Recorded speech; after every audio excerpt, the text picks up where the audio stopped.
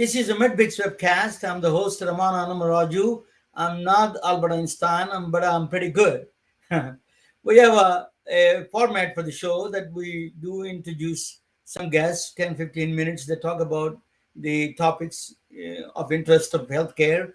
Then I present my topic. Each day differs. Today's topic is that I'm going to present a fractal geometry for mental health relaxation. Today, let me introduce you. Today's a distinguished guest, George T. Matthew. He is a Chief Medical Officer for Daedalus, a global multilingual electronic health records platform. He is the doctor, he is the one doctor ID guys should be afraid of. He has a MD from Boston University and have a multiple board certifications, board certified in internal medicine and board certified in preventive medicine and assistant professor of medicine. He has an MBA from Duke and have certifications from the American Board of Artificial Intelligence in Medicine and is a member of the privacy workforce of the National Institute of Standard and Technology. I'm honored to have him. The only person has the qualifications above him is a God. Welcome, Doctor. So let me ask you, what is your background? You have a just incredible background, and very few doctors. Only God has the next qualifications about you. Then you have Oh, that no, many no, please don't qualifications. say that. No, So tell me, what is your journey up I, to this point? I am a internal medicine physician here, a GP here in the States. I've also done about 20 years of corporate work at companies like GE or Goldman Sachs or Pfizer. I've helped with at least one IPO, and I've helped with a lot of digital health startups over the last 10 years, trying to find out ways to help people. The privacy and what is the role of the privacy for the towards the patients and the doctors and everybody else? So privacy, let me start with a definition and explain why it's important to me as a clinical doctor. When you think about privacy, most people think of being a little antisocial, but from a legal sense, it means that you have control over any type of surveillance of you or any type of data collected over you, or just have the ability to be left alone. It sounds a little bit, it sounds simple, but in our day and age with the surveillance capitalism the way it is, it's very difficult to not be monitored by all the devices and cameras and everything else around you. And in my experience being a clinician for the last 20 years, without that ability to be private and choose what information you want to share, it's very difficult to establish trust. When I talk to my patients, I have to respect what they decide they want to share with me. That's their right, their agency, and their privacy. And I think by respecting that and their choices, they trust me, and I can work with them to help them get better from a health perspective. But if they were to turn around and find that I've taken all their data and sold it to a third party for money, I don't think they would trust me anymore. And yet that's what the majority of digital health companies and a lot of large healthcare companies in the US and externally do. It is a, it is that is challenging. So these are the I thought HIPAA, some of the rules HIPAA laws protect the privacy of those patients. Isn't it the HIPAA is protecting that some extent that process? So, Ramona, you and I had talked a little before this. We've both been in the country for a while. HIPAA came about 25 years ago. And, at the time, I don't think anyone imagined what technology was going to look like 25 years later. Their idea was if you're a hospital or an insurance company or a health entity, you shouldn't be selling people's data. But they didn't anticipate what we're seeing in 2022, right? Amazon, Apple, Google, uh, Facebook, all of these companies are not traditional healthcare companies. And what they're finding is they've almost found a back door into finding very valuable health data about people. And then they realize that they're not restricted by what HIPAA would have protected against. In fact, it's gotten so bad now that hospitals and insurance companies have found workarounds so that they too can sell your data. In fact, despite HIPAA's intentions, it seems that the biggest use case in the United States, at least, is to keep patients from getting their own data from the healthcare systems. Meanwhile, healthcare systems are engaging in what we call real world data and real world evidence. In a nutshell, they're taking all of their electronic health record data and selling access to life sciences companies for money that they themselves keep. Who wants the data actually?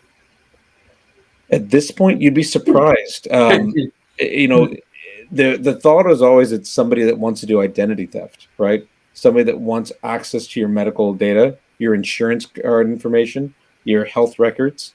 But what we're finding is that there are a lot of different ways to use it. Imagine if your credit score is dependent on how frequently you buy your prescriptions. In fact, two of the three credit companies, I think it was Experian and I forgot which of the other ones, they were actually using your credit score as a proxy for how well you would adhere or comply to taking your medications. And they're selling that as a service. And then they were even selling a way to re-identify you after your data has been de-identified. That is unbelievable. I didn't And know that. The first time I'm hearing it, that is they're saying that whether somebody is going to comply with the medication compliance there or not through the data that they're monitoring that data actually. well, they were selling it, I believe it was 10, 15 years ago. They may not be selling that No. exact product. But the thing is, if you're using your credit card to buy medications, now they know what medications you're on. If you're Ah, on certain medications, they know what condition you have. very If they know interesting. what condition you have, right? And it's only recently, like in the United States, the number one cause for going bankrupt is medical bills and medical expenses. It's only in the last month or two that they decided to take that out of the equation for calculating your credit score. Unbelievable. I this is the first time I heard. I've been in the industry for a while, and I never heard the credit card companies are also have their data. But there is a George. There is a benefit also. For example, if all of them share the data for the medical purposes, for the clinical research, like you're a professor. So Yep, if you want to do some research or something, sure. so you need some data. But everybody is holding their data to sell someplace else. They're Right. not they're not giving to the research institutions that which deservingly need it to solve the problems. How do you address that? I think that's been a problem for a while where there's always been this argument that, we can't just let people have their data because then we can't do research. But what we're finding is even there's been pushback from the healthcare systems, the different companies, where they don't want to share their data because they know it's valuable, even if they don't know what to do with it. And even between research teams, right? If you think about it, there are researchers that are competing for grants. They don't want the other researchers to see what they're doing. They Yeah. want to be the one that publishes because then they get more grants and they do better. So it's a very set in place behavior. And what we have to think about, especially now that things are so expensive for healthcare in the United States and elsewhere, is how do we make these things accessible for people? one of the one of the theses that are coming out that I like, it's being pushed a little bit in Europe, but it's starting to come to the fore here is what if patients own their data? What if they owned access to their data? And what if the financial receipts for using that data came back to them so they could pay for their own care? Because if you think about it, the people with the most conditions usually have the most money they have to pay. If I have diabetes, high blood pressure, cholesterol, and some rare conditions, I have five different things and five different medications, and that could bankrupt me, especially if I'm retired or I don't have a job. Now, imagine if we flip it around and say, you, person with these five conditions, are extremely valuable. We'd like to study you, and we'll compensate you for studying you longitudinally over time. Because what we find out from you could help us treat the next person or develop the next drug. And in return, we'll figure out a way to compensate so you can afford your drugs and you can live a better life. George, the analytics companies overpromised quite a bit, and Yes. I don't know why they didn't deliver because they don't have the lack of the data. Tell me, you're in both sides of the coin. What is the why they could not able to deliver the results that what they promised? Some of it was they overpromised to begin with. They assumed very arrogantly that they had something that nobody else had. I don't know how many companies I've talked to that end their entire pitch with, "As long as you give us your data, we can do this."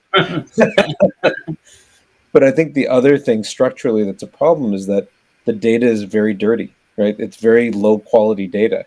And it's either incompletely filled in or things are missing, or it's not structured in a way that you can compare side by side. And that's why they say for most data scientists, 80% of their time is spent cleaning the data to make it something. Because if you think about it, let's say you get 1,000 patients' data, but it's all dirty. And by the time you clean it up, it's almost like a funnel. You have 5 patients. It's very difficult to extrapolate from 5 patients, even if it's clean. Oh my. So, so very good. That you made a good point, but the dirty data, that's where the don't you think is artificial intelligence and machine learning can help you a little bit on that process? There are some attempts with synthetic data to try to fill in the gaps or make new people, if you will. They're trying to use digital twin data to simulate populations. So there are some attempts to try to fix that. But the issue still comes, it's not 100%. The good or bad thing about all of this artificial intelligence, whether it's applied in care delivery or discovery, um, in the law, at least in the States, they treat artificial intelligence like it's a tool, right? So think of it as a hammer or a screwdriver. The tool, if it breaks, is not liable. It's the person using the tool that's liable. And we start getting into this, at least I call it moral hazard, Yeah. where, if I'm an AI company, I'm fine. I'm in La La Land. I can keep on developing whatever I want. I make an algorithm that discovers sepsis. Oh, I flipped my values by accident and I told all the doctors to treat sepsis the wrong way. All the ones that have sepsis, I'm telling them they don't. And all the ones that don't have sepsis, I tell them they do. The ones that they think they have it get antibiotics. The ones that don't get any and they die. That After all is, is said and done, it's the doctor that's so the responsible. doctor is responsible. This is that's a legal structure has to change in that direction. Because these companies cannot go unscathed that to throw something and then see that it works or not. So it put the responsibility to the doctor. That's why medical field is getting frustrated. One of the reason is they everything, all the responsibilities they throw it on them without any giving a tools for them to that is a you made that's a very correct point. That is one of the point well taken. In fact, that's one of the policymakers should get involved in that kind of a when they throw the data structures without a cleaning. That is a responsibility of them. Their criminally live civil liabilities has to be there for them. Without that, you are not going to improve the healthcare system just banging on the same thing on the doctors itself. I agree with you 100% on that. Yeah. So, let me ask you about the data part. You're getting can we get for research purposes, you're a professor, you're teaching for Corona, you are in the middle of the coronavirus, you are in the Valhalla Medical Westchester Medical. You saw the firsthand all this, the virus spreading. What do you think of getting international data is using internet? I saw you were involved with a company called Daedalus. Yes. Is a global multilingual company. Is it possible that companies like that help to share the data anonymously and then improve the care for overall for everybody in the world? Yes. Let me start with well, I should say a conditional yes if. That's the more honest answer. Daedalus is a global health IT company, one of the largest in the world. We're in most countries. We're fairly small in the U.S., but we're very established in Europe, in Asia, including India. I think one of our largest projects was with Apollo Hospitals. We're in the Middle East. We're in Africa. So we're in South America. So we're all over. And one of our offerings is an interoperability suite to allow data to be moved from one point to another. And we translate it, at least in the US, using the Smart on Fire standard, as well as for clinical research, the OMOP standard. So we allow for a lot of different use cases. In Europe, we just joined the Open EHR group, which is its own like open source electronic health record. So we're allowing for that as well. So technically, we can do that. However, and this is where it gets difficult with any type of process change, whether it's technology driven or not. It's not the technology that's the problem 99% of the time. It's the people and the processes and their ability or inability or even desire to change. I used to do Lean Six Sigma at GE, and I was always struck by the fact that no matter how much you thought you were improving something, for somebody who's used to doing the same process day in and day out, unless they help to build a new process, they will fight anything tooth and nail because it interferes with what they have to do every day. And that goes all the way up to the top of the organization. You know, when we look at what some of the digital health innovations can do, a lot of it would actually improve, I believe, the outcomes for a lot of patients, but it also reduces the cost, or rather the price of that offering to the general public. From a hospital perspective, if I have a digital health telemedicine thing for cardiology, that might be well accepted, but per unit might be cheaper. But I have a cardiology practice that I bought with a set of cardiologists that all general cardiologists that do EP or cath or whatnot. If I take away their business and they make less money, then I have very unhappy cardiologists that may not It is want to stay with my practice. the You correct. know, so you're almost like robbing Peter to pay Paul. And Yeah. even though it could lead to better care, if you don't keep this part happy, they'll all leave. So it's that type of tension that gets in the way of even the basic solutions that we're talking about now, like interoperability. Was brilliant, what you said. Second question is just you touched on upon interoperability. I was talking with Dr. Howard Green. He's one of the proponents of all these things. He says, I interviewed him. He said that to me that interoperability is a more than a technical. It is a legal, political. It's all kinds of things involved. The corruption, everything is involved in the interoperability. What is your take on that? I, I'm what do they say? A cynic is a disappointed optimist. I'm kind of a cynic, uh, or a disappointed idealist. That's what it is. I think when they did the original high tech rules to bring electronic health records in, there was an assumption that, look, people will do the right thing. They'll share the data and patients will do better. And what we found is that the electronic health record companies like Epic and Cerner made a ton of money basically locking down the data and then making sure that, if you wanted to get access to the data, you had to join them. You couldn't just do it just any way you wanted to. And I think that's the thing. What we're finding to exist in the US market, there has to be a business case to support it.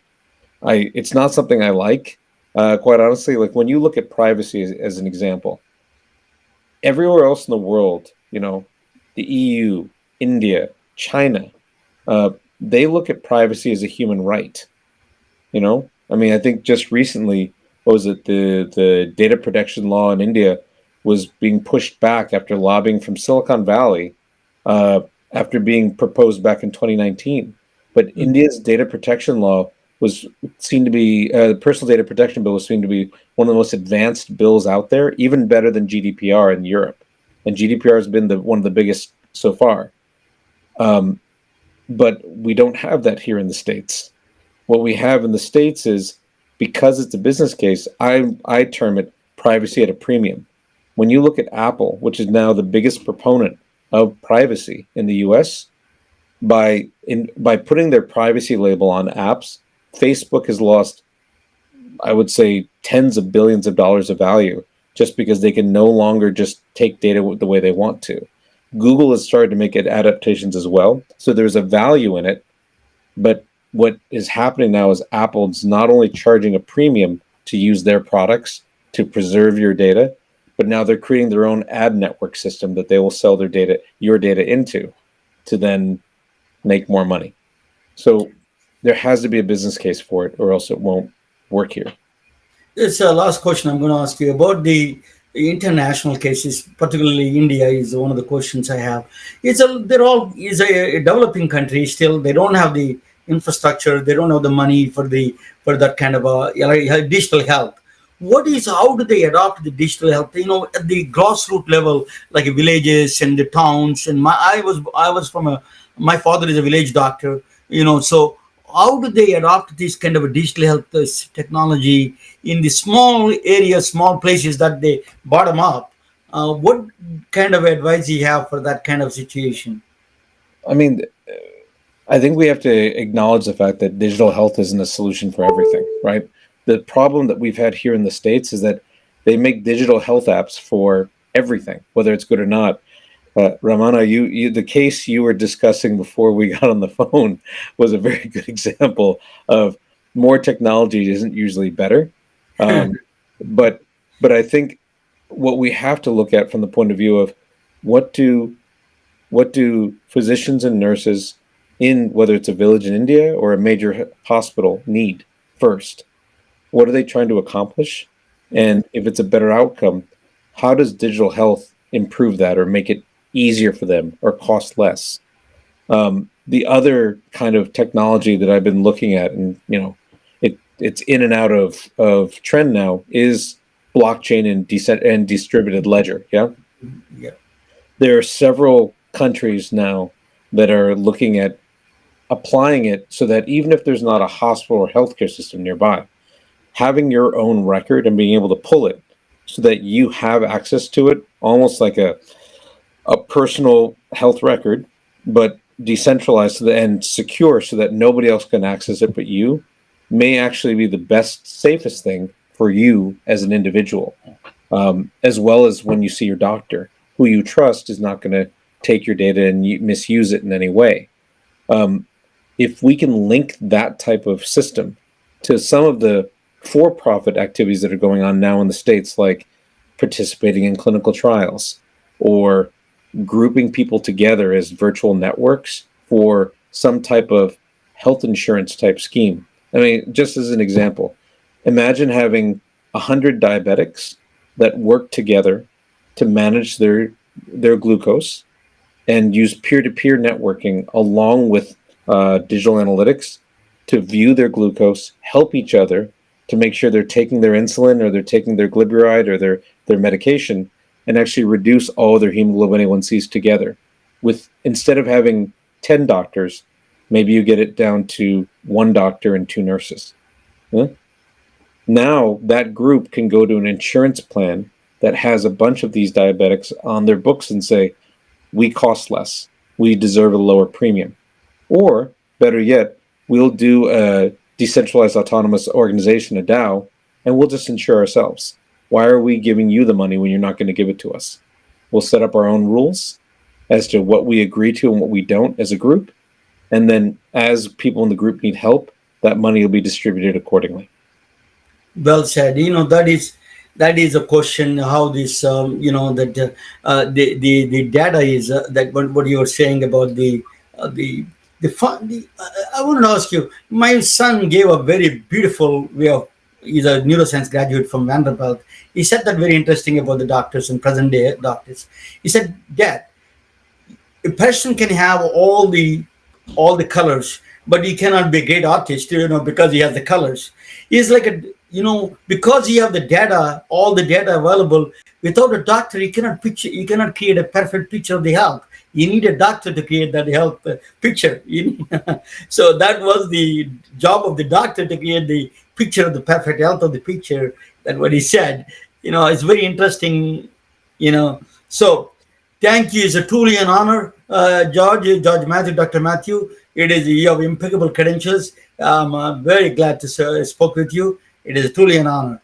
Ramana, thank you. The honor is mine. Thank you so much for reaching out, and I hope I was helpful in some way. Thank you so much.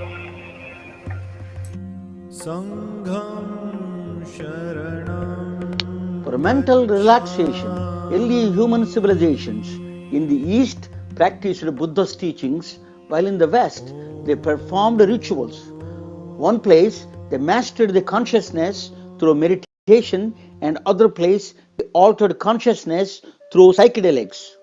But there is another alternative technique called consciousness hacking through technological innovation. A mathematical equation through virtual reality can offer and alter and master consciousness at the same time. A genius painter from Japan, a legendary scientist from Princeton University, and an engineer from IBM came from a different walks of life, from different times, made important contributions for consciousness hacking. Benoit Mandelbrot was hired by IBM to solve a nagging problem in the early days of telecommunications. The problem is a noise popping up while sending the data across telephone lines. Noise is an undesirable or unwanted signal that gets randomly added to the actual information carrying signal. Mandelbrot noticed a fixed pattern of noise repeating across the telephone lines irrespective of the distance the data traveled. Mandelbrot recollected seeing a similar idea before, a picture of a giant wave on a children's spiral notebook. The picture is the original painting from 18th century well-known Japanese artist Katsushika Hokusai. It is called the Great Wave of Kanagawa. Look at any part of the great wave, it looks very similar to the whole wave. The whole contains the parts. It looks counterintuitive, but the part also contains the whole. The artistic expression gave rise to a new concept in mathematics called fractals. Mandelbrot discovered nature's fundamental unit repeated through a geometrical pattern. The same geometrical pattern is present everywhere in the clouds, seashores, trees, and even in the human bodies. The nervous system looks very similar to that of a lightning. The EKG of the heart signal is strikingly similar to that of a noise signal in telephone wires. If you further zoom in into the signal, the strange looking pattern emerges. The pattern is discovered by Mandelbrot, bears his name Mandelbrot set. The nature around you, the snowflakes, trees, mountains are built from these series of Mandelbrot sets. We can also observe Mandelbrot sets at the beginning of life in a woman's womb. The equation that governs the nature is spectacularly simple and displays the nature in exquisite details. Before the public understood the power of the Mandelbrot sets, Hollywood jumped in. The Star Trek movies with the fractals put the movie watchers in a trance. There is a different kind of a trance was described by an American botanist, a former New Age hippie, Terence McKenna.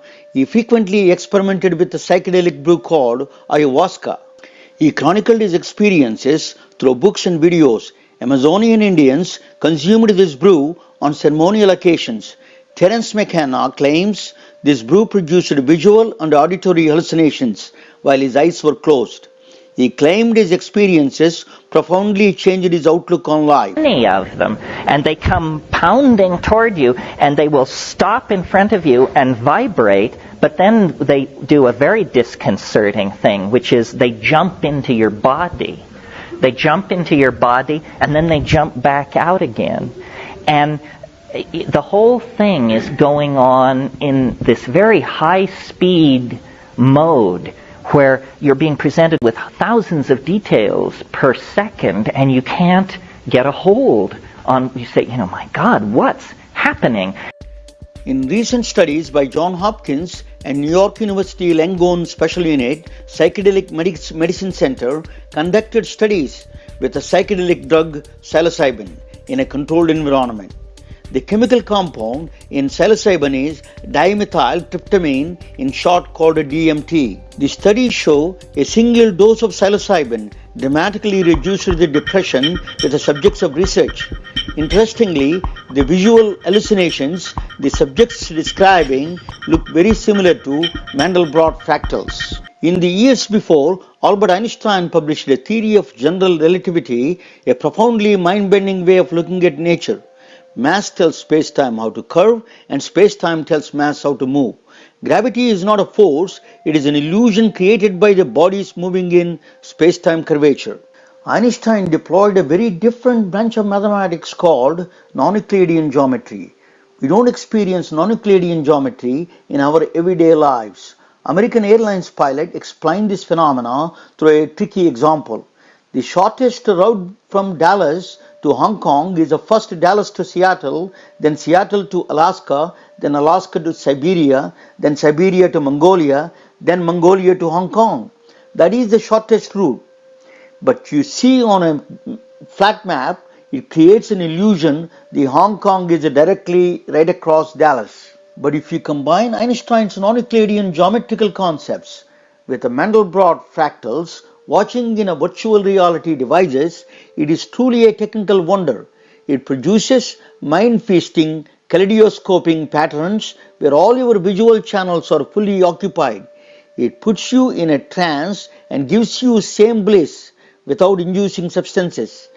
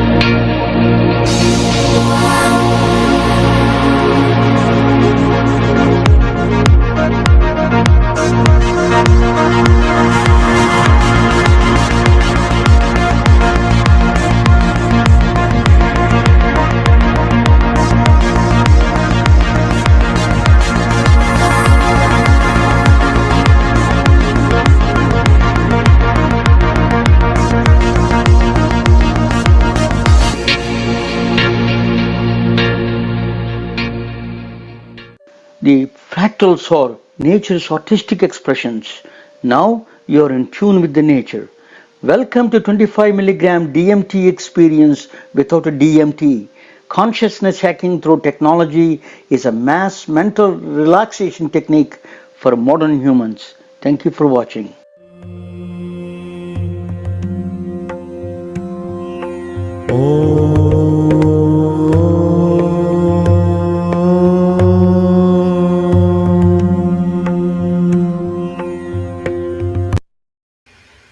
Hey guys, I'm going to do a short presentation after this. Then you see that why the fractal geometry can play a key role in mental health and relaxation. The strong case for that. So we heard from Dr. George Matthew. He is both the digital and the clinician. Wonderful doctor. Thank him. Thank you for that. Do not take drugs. Drugs are not the answer. Um, But I want to tell you the story about is appeared on Medium. Her name is Erin Bishwanger. She was treated as she was diagnosed a stage 4 cancer. So that she is a terminally ill cancer. So it's a sad story. She has two young children, and she is consumed by dying thoughts and worrying about her children. And then the doctors are equipped to treat the sick people. They never really got the good training on the training on how to treat the people who are dying, death itself. They don't know. It is not well trained in that area. Palliative care is good, but it's not well trained in a lot of senses. In a lot of things, most of the doctors are not trained unless you take that specialty. But she went to an Indian doctor. His name is Dr. Sunil Agarwal. He's in Seattle. She went to get the physical medicine rehabilitation doctor.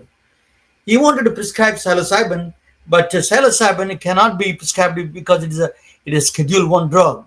So what they said that is not possible. So it is, as I said, that psilocybin is mushrooms. The street drug name is called mushrooms. It is not allowed. So it is ayahuasca. That's it called. Schedule 1 is defined as Schedule 1 drug, means it is they don't see any usefulness for the medical use. Even though Trump administration passed the Right to Try Act, which is you can use any kind of methods as a last resort, even though they're not approved, you can use on patients that is a last resort, as a last resort, right, to try act. But the federal agencies are not that crazy about it, to some extent, understandably so, because it can easily leak into the recreational world without any controls.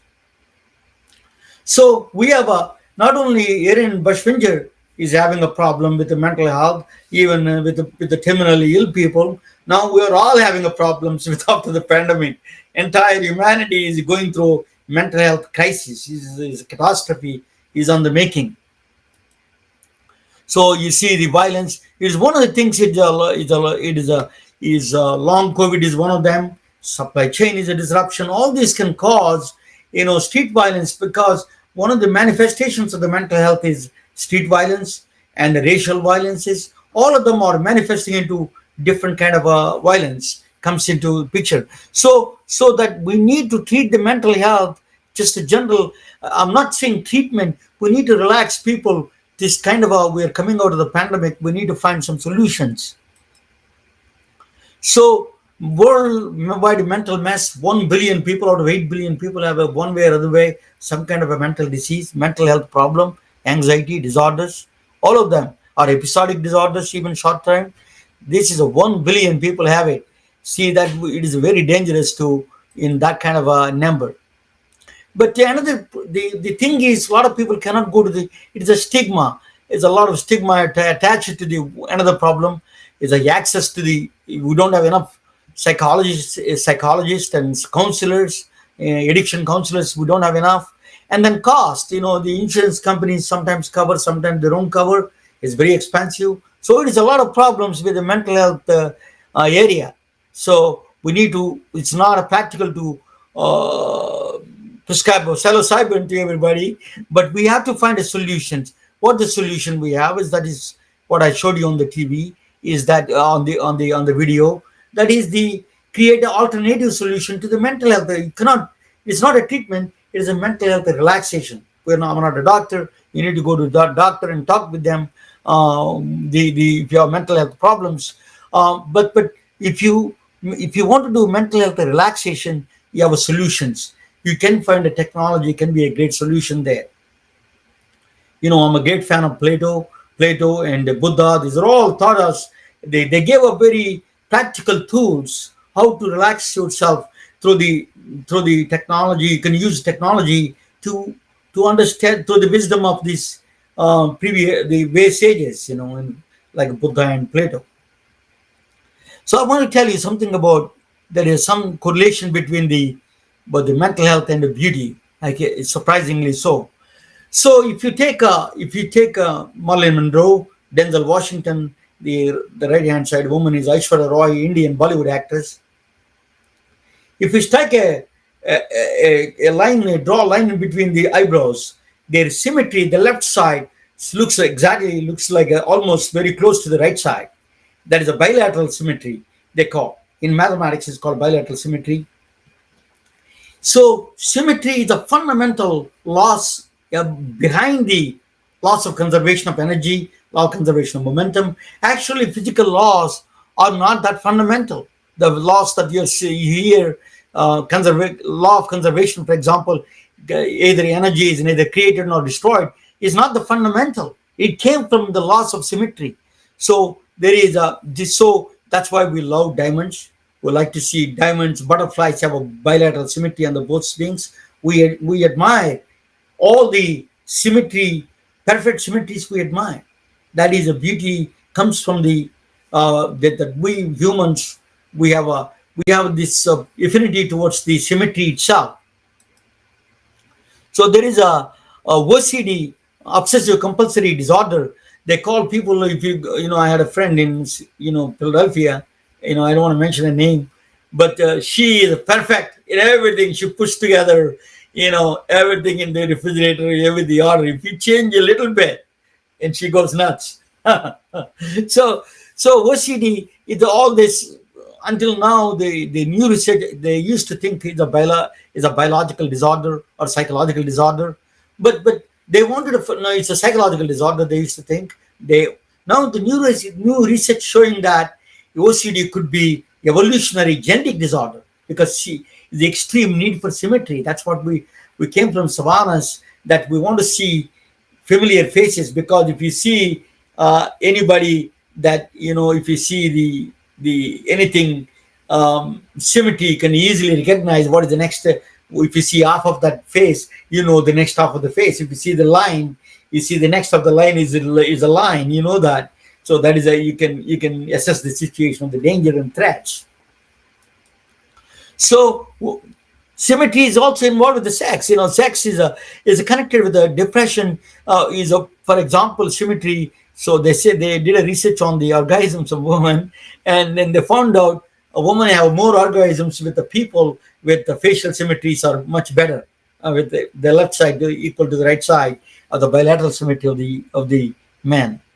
So same thing, particularly for women. That is one of the characteristics found out in the research study.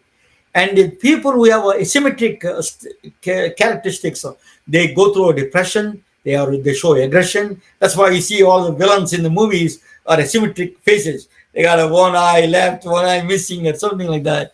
You see that in the movies, right? So that is one of the things. Is true. They created, kind of the aggression behavior you expect from them. Unfortunate.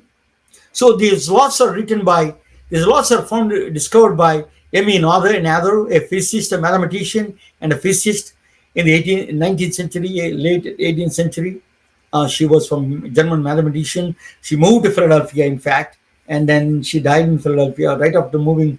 Within 2 years of her moving, she died. She was a brilliant mathematician. She was one of the not well known in the world of science, because we are consistently undermining women in the field of their contributions. She is definitely one of the top contributors of medicine and physics.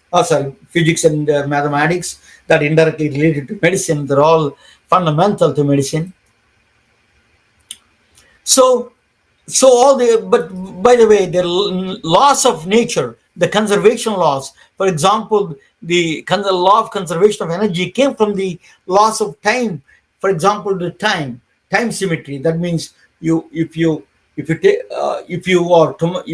a ball, it is going to come tomorrow or today or yesterday. It will do the same thing. That's a time symmetry. Doesn't matter what day, what time you do. It's going to follow the natural law. That law is a time symmetry law. That is actually manifestation into the energy symmetry, energy conservation of energy. Same thing with the snowflake, rotational symmetry. If you take a snowflake and move around any other way, it looks exactly the same. So that is rotational symmetry. All the laws of physics comes from the symmetry. They're not fundamental what you people think. It is a cheat sheet for a lot of physicists. We use that as a cheat sheet, law of conservation principles. But the concept behind is laws of symmetry.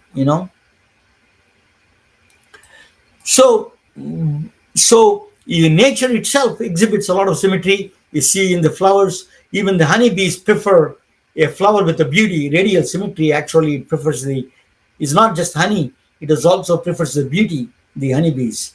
So that that's why there is a lot of these structures are very symmetry, and they contain the fractals, in fact.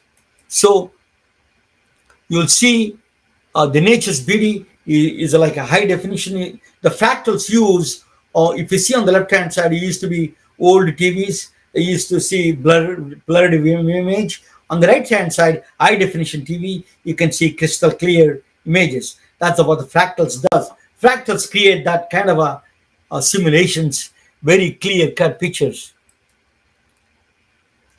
So that's by standard in HD TVs.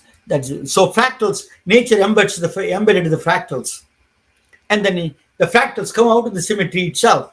If you combine of Hollywood used it, as I mentioned, so the fractals are everywhere in the nature. So let me. Okay, so these fractals are using a lot of these. You can see in the human body, nervous system follows the fractal geometry, and the virus structures are also follows the fractals. In fact, that is a very powerful fractal geometry it follows. the heart coronaries, they have the fractal structures in the heart itself. What the structure of the heart is a very embedded. The fractals are embedded in the structure of the heart. So you can see the fractals everywhere in the human body. So so so there is a bliss molecule inside of us. It is called Anandamide. Ananda is a bliss. Is a bliss molecule. They found out recently in 2000. Very recently, 2015 or 2019, I think. They found this They call it bliss molecule. It is inherent to humans. What it is, pregnant women have this bliss molecule. The elevation goes up. There's a neurotransmitter, actually. Anandamide is a neurotransmitter, is a chemical that it goes up because they feel bliss, they feel bliss, and they feel hungry during the pregnancy because they don't want them to move anywhere. They want to feed the baby. That's why nature created a subway system to create this anandamide, a bliss molecule inside the body itself. So you don't need to you don't need to take mushrooms to get the bliss. You can do the bliss. You can invoke that bliss molecules through our inherent structures inside of us. So then it could help. Our new methodology can help the virtual reality. So it's a mindful meditation if you do with the virtual reality without 25 minutes a day, 25 minutes a week. 25 DMT is a milligrams. What you feel when you see 25 milligrams of DMT, if you take it, you feel all these fantastic colors and everything. You can feel the same thing. So actually, the simulations, the fractal geometries with hyperbolic structures, with Einstein's hyperbolic structures, creating that kind of a bliss, that kind of things that we don't see every day. That is creating a different mechanism, is creating in our brains. I talk about it in the one of the next things, but how that create the bliss molecule works in the future. I will do another show on that one. But Mandelbrot is an IBM engineer who created this, who discovered this Mandelbrot sets, and I'm a great fan of him. I was so if you have my show is supported by these T-shirts and then coffee mugs, and you can buy on Amazon. We are on Amazon, dailywareformedicine.com. I'm going to show you a small short clip on it. So if you have that Mandelbrot, you can buy the coffee cups and everything on the Amazon. So on our Amazon or Ramana.com, it's Daily Wear for STEM. If you go to my website medbricks.com, you can buy these things on Etsy or Amazon. So thank you for sharing. I am going to so I'm going to thought is a fractal. In the future we can talk about that how is a thought works as a fractal way it works. We can thought next time. But I tell you, I want you to help me promote this sponsor. The best way to support this program with this new kind of a program that I started it is I combine technology, medicine, and the physics, mathematics, and everything together in one place. That is the tools for true innovations. So thank you, and watch this short clip, and then we are retelling their stories through our patented designs that can be worn on scrubs, t-shirts, printed on conference bags, and endless other promotional materials. Daily Wear for Medicine is the first ever of its kind to create curiosity in medicine through visual art. We at MedBricks are celebrating unsung heroes of the past who made enormous contributions to the field of medicine through our unique campaign called Daily Wear for Medicine. You can wear it, carry it, and give it.